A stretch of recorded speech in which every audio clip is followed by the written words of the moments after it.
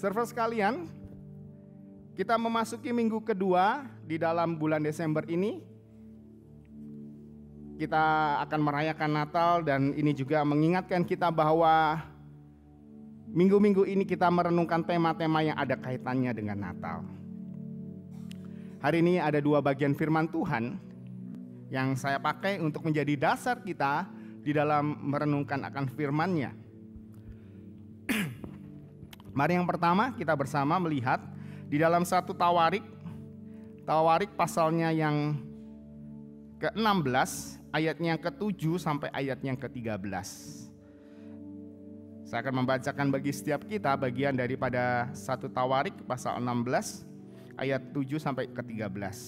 Nanti selanjutnya kita akan melihat Lukas 2 ayat 16 sampai ayat 20. Mari kita lihat terlebih dahulu 1 Tawarik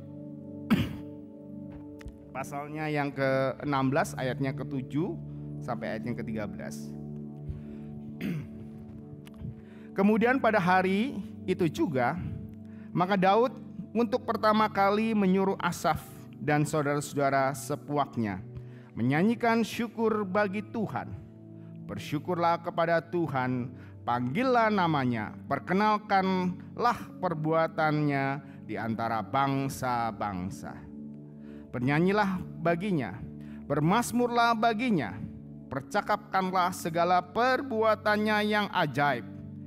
Bermegahlah di dalam namanya yang kudus. Biarlah bersukacita orang-orang yang mencari Tuhan. Carilah Tuhan dan kekuatannya. Carilah wajahnya selalu. Ingatlah perbuatan-perbuatan ajaib yang dilakukannya, mujizat-mujizatnya dan penghukuman-penghukumannya yang diucapkannya. Hai anak cucu Israel, hambanya. Hai anak-anak Yakub, orang-orang pilihannya. Selanjutnya kita lihat di dalam Lukas pasalnya yang kedua, ayatnya yang ayatnya ke-16 sampai ayat yang ke-20. Mari kita lihat, saya akan bacakan buat setiap kita. Lalu mereka, ini para gembala, cepat-cepat berangkat dan menjumpai Maria dan Yusuf dan bayi itu yang sedang berbaring di dalam palungan.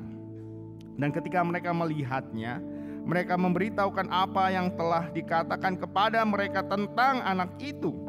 Dan semua orang yang mendengarnya heran tentang apa yang dikatakan gembala-gembala itu kepada mereka. Tetapi Maria menyimpan segala perkara itu di dalam hatinya dan merenungkannya. Maka kembalilah gembala-gembala itu sambil memuji dan memuliakan Allah karena segala sesuatu yang mereka dengar dan mereka lihat, semua sesuai dengan apa yang telah dikatakan kepada mereka.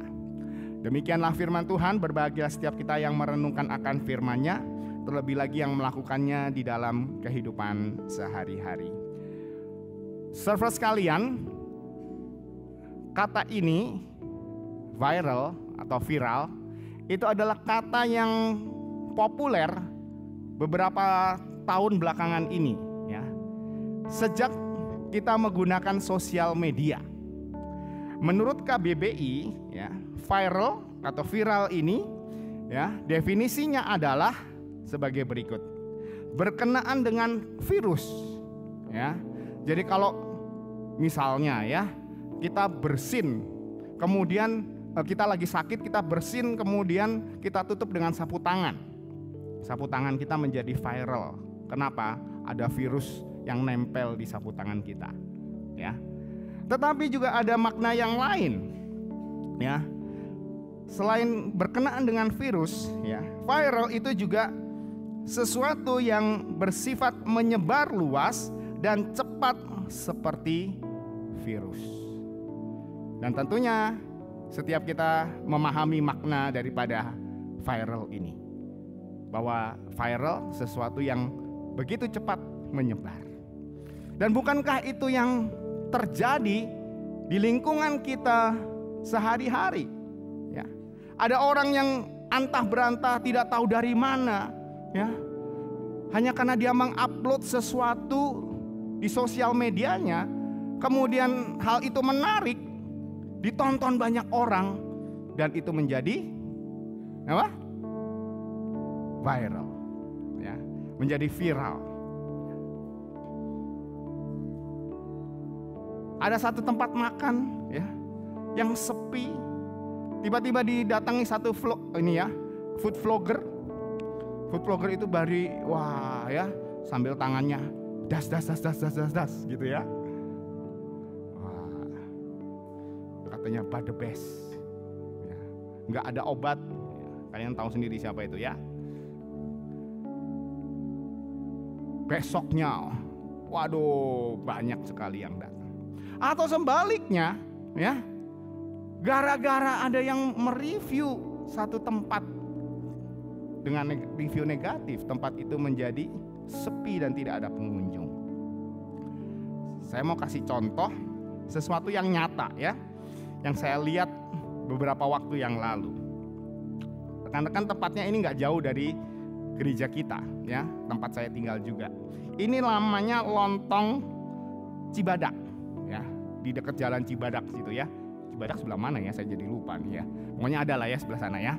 Nah, di Lontong Cibadak ini beberapa bulan yang lalu, ya, ketika saya lewat di depan penjual lontongnya itu sepi, ya, nggak ada yang beli.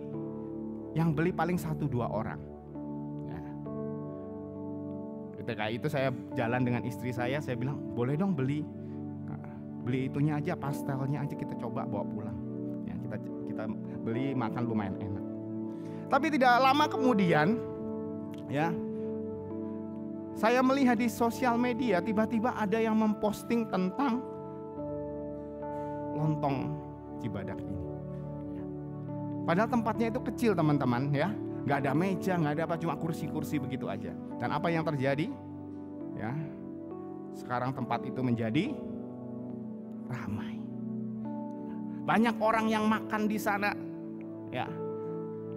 Dan kemudian saya coba lewat ya beberapa waktu yang lalu, wah bener penuh, selalu penuh dan seringkali habis. Ya, yang jual sampai bingung ngeladeninnya ya. Ada yang bawa tas gitu sambil terima bayaran dan sebagainya. Begitu viralnya sehingga menjadi begitu laku. Ya. Kenapa ini bisa terjadi? Karena ada orang yang mengatakan ini enak dan dia mau memberitakannya, menyampaikannya kepada orang lain. Dan itu menjadi berita yang viral. Sesuatu yang luar biasa menurut orang itu dan kemudian dibagikan kepada yang lain. Saudara sekalian, bagian 1 Tawarik pasal 16 ayat 7 dan ayat yang ke-13.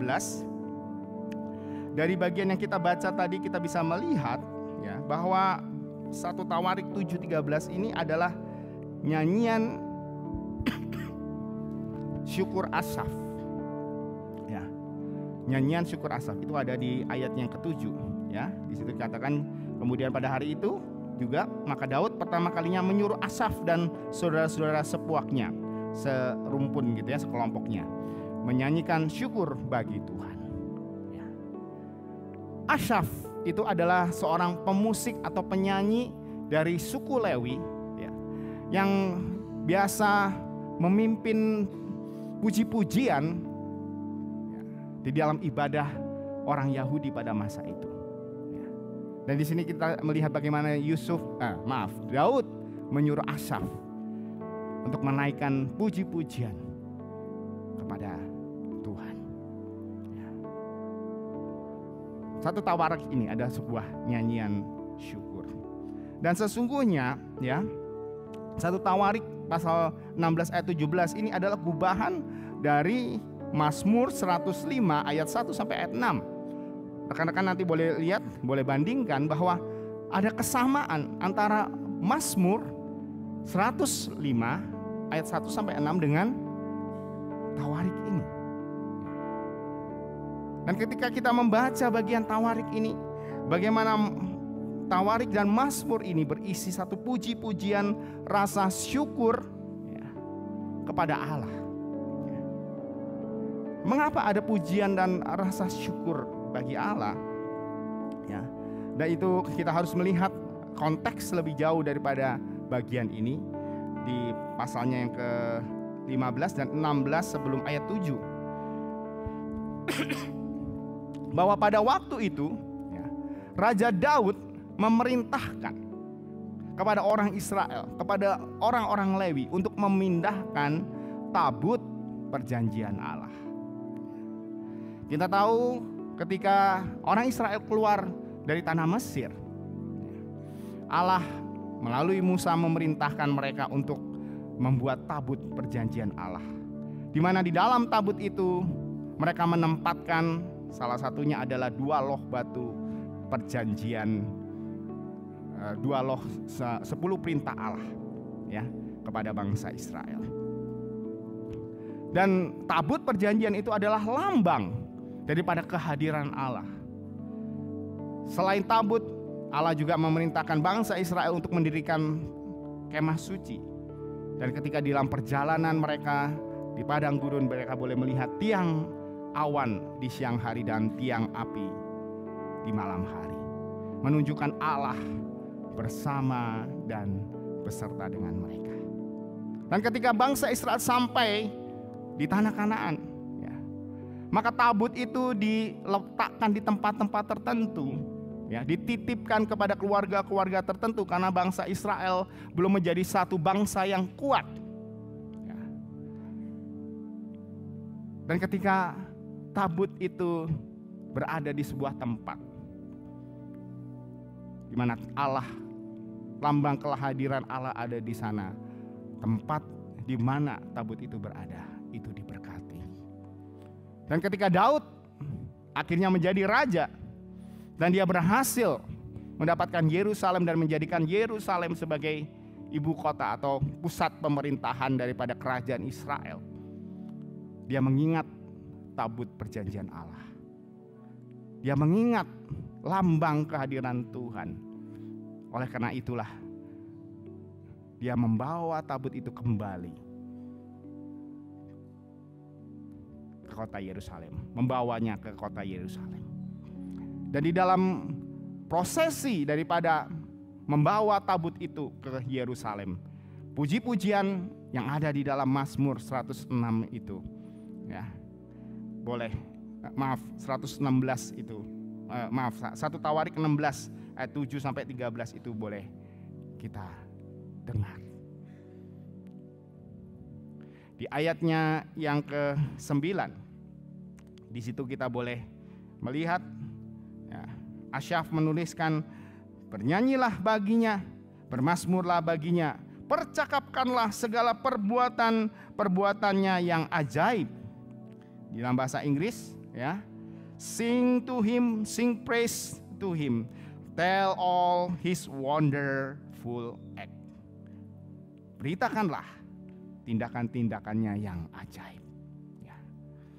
Itulah isi daripada puji-pujian itu.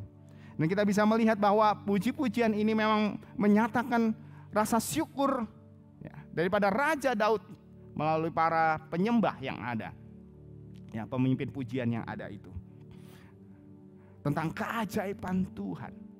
Bagaimana Tuhan menyertai bangsa Israel. Tuhan menyertai Daud, ya, yang memerintahkan Asyaf untuk menyanyikan lagu ini.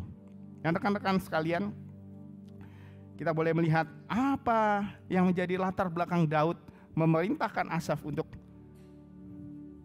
menyanyikan lagu pujian ini. Karena dia tahu Allah sudah melakukan begitu banyak perbuatan-perbuatannya yang ajaib di dalam kehidupannya. Ketika dia masih muda menjadi seorang gembala, ya, Samuel datang kepada ayah dan saudara-saudaranya.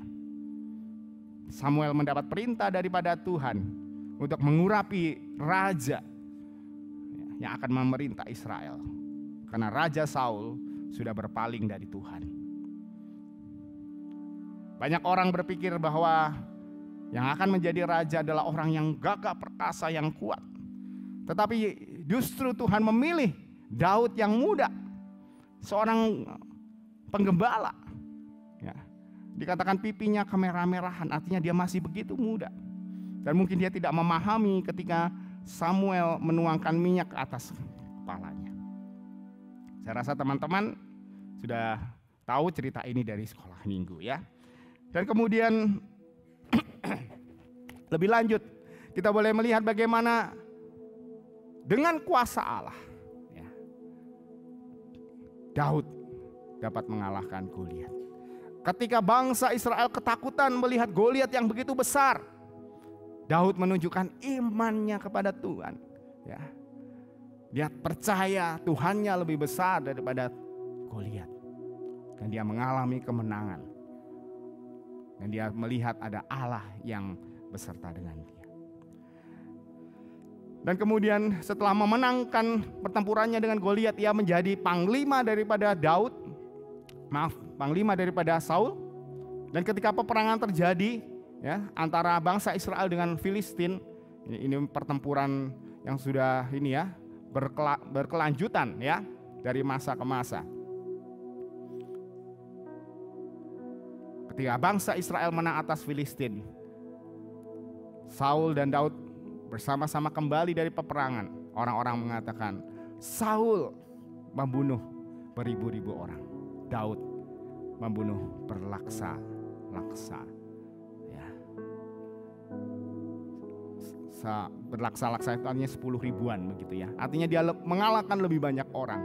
Ya.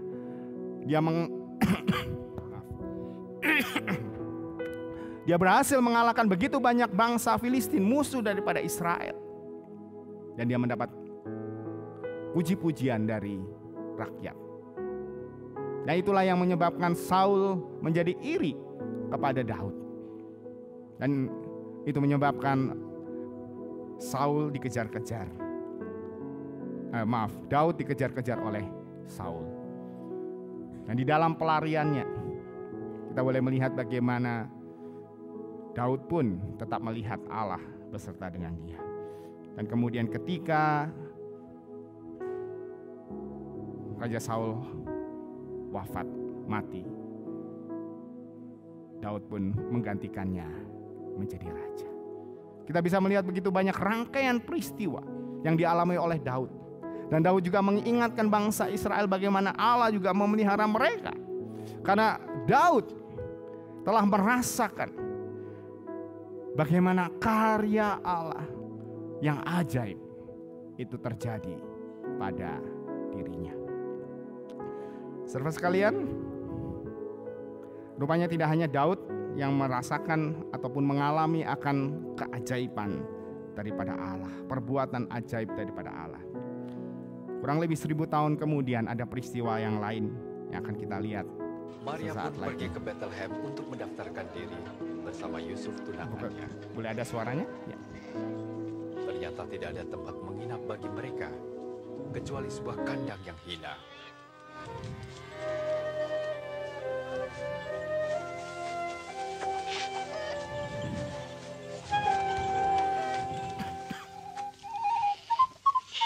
Di daerah itu ada gembala yang menjaga kawanan ternak. Tiba-tiba malaikat Tuhan berdiri dekat mereka, dan kemuliaan Tuhan bersinar atas mereka. Hari ini telah lahir bagimu juru selamat, yaitu Kristus Tuhan di kota Daud.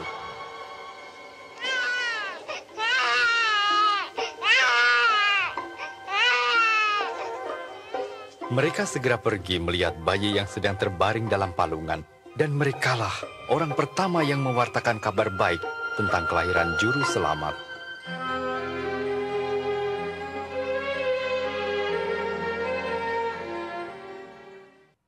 Saudara sekalian, inilah Natal yang pertama. Di malam Natal yang pertama, para gembala mendapat berita dari malaikat atas kelahiran sang juru selamat di kota Daud, di kota Bethlehem.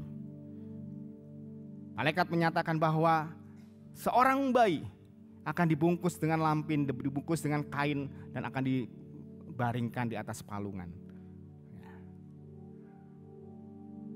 Maka bergegas berangkatlah para malaikat. Dan ketika mereka sampai di tempat yang ditunjukkan oleh para malaikat, ya,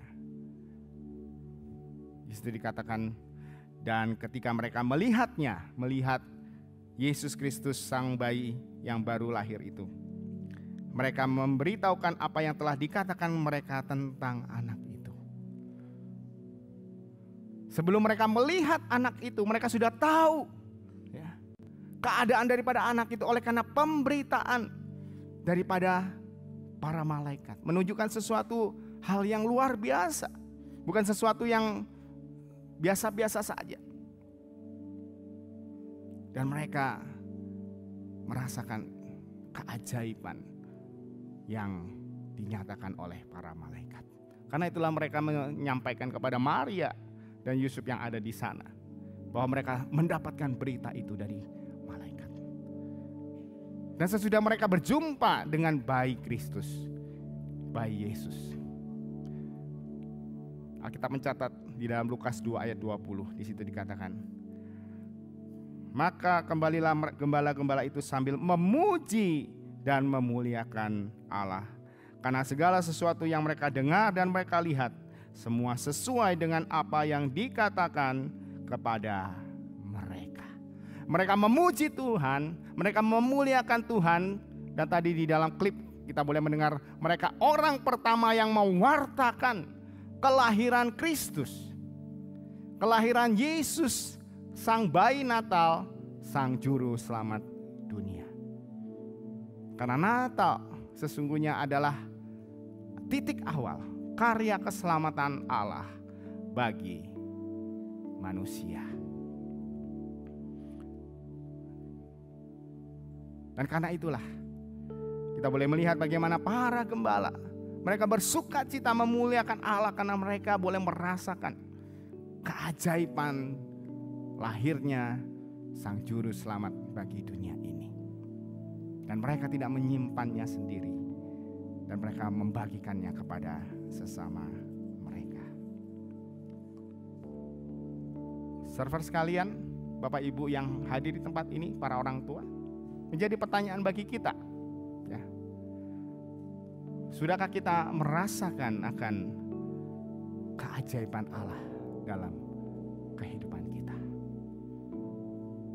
Keajaiban terbesar di dalam kehidupan manusia bukanlah dia mengalami kesembuhan, bukannya dia mengalami kesuksesan di dalam kehidupan mereka, tetapi sesungguhnya ketika jiwanya diselamatkan dari maut, dari kematian, itulah keajaiban yang terbesar. Sudahkah kita mengalaminya?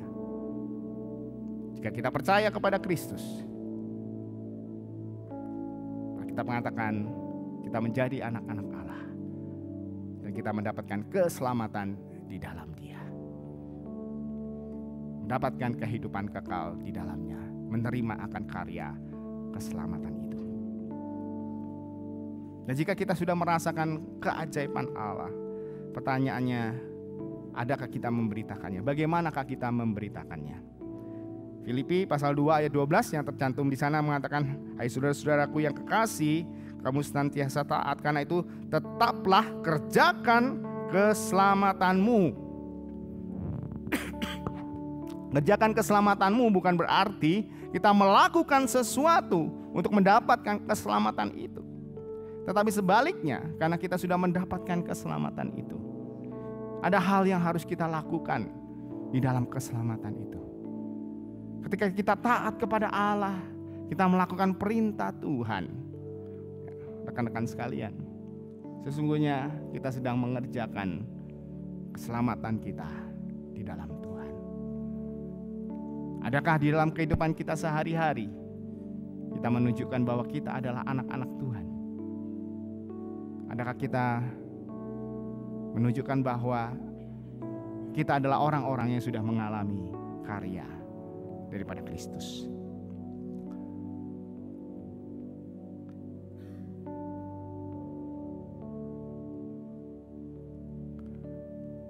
Hari ini kita akan menyaksikan rekan-rekan kita atau anak-anak kita yang akan menerima baptisan ataupun CD.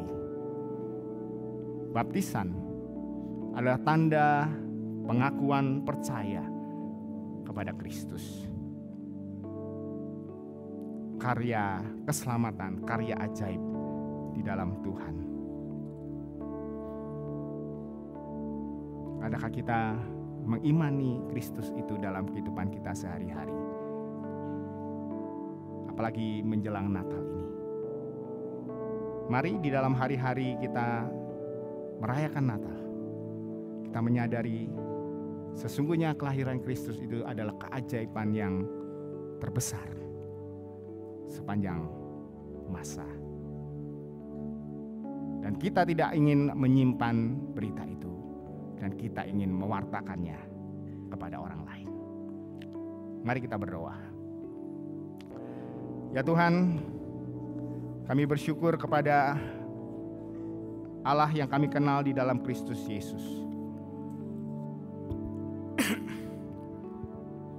Engkau menyatakan kasih-Mu dengan datang ke dunia sebagai seorang manusia.